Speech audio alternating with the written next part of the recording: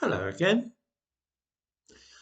At risk of sounding cold-hearted and callous, I'm wondering why Britain feels any responsibility for refugees fleeing Ukraine. I can see up to a point why this country might have had some kind of obligation to the men in Afghanistan who had acted as interpreters and so on for the British Army and would have been killed had they stayed in the country following the fall of Kabul. But this was an exceptional case. We surely cannot be expected to offer sanctuary for the victims of all wars anywhere in the world, regardless of whether or not we have had any role in starting them or being involved in them. Boris Johnson and Priti Patel say that this country will allow more than 200,000 Ukrainian refugees into Britain. Going by past form, we can say two things about this matter with complete confidence. The first thing we know is that if the government is now saying 200,000, you can probably double that number and quite possibly multiply it by 10. The second thing we know is that an awful lot of those refugees will never return to their own country. What happens if the Russians occupy Ukraine for the foreseeable future, as is entirely possible, even likely, and it turns into another Afghanistan with a war of resistance fighters struggling against the Russians for the next 10 years? Anybody think that those hundreds of thousands of refugees will be sent back? In fact, since this channel is a safe space, why don't we drop all pretense and refer to things by their correct name? We are speaking here not about refugees, but immigrants. The Prime Minister and Home Secretary have just announced that they intend to allow into this country over the next month 10 times as many immigrants as crossed the English Channel in small boats last year. What's that? You hadn't thought of it in those terms? If we owe some sort of duty to those fleeing the war in Ukraine, why not those fleeing wars in Africa?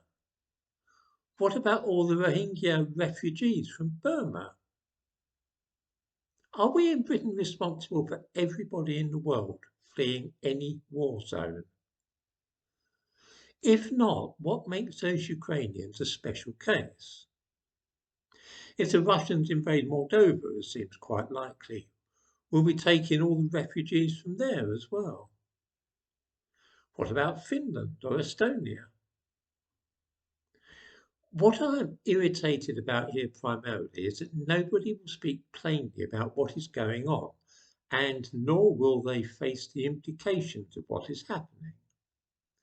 Here is the likely course of events, and I invite readers in the comments here to contradict me if they feel I'm being too pessimistic or exaggerating. At least 200, and more probably 400,000 people will come to this country from Ukraine in a matter of weeks. That at least is what the government are currently telling us, the British government.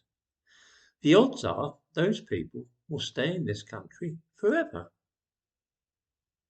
Where are between 250,000 and 500,000 extra people going to live in this country? Has anybody given any thought at all to this?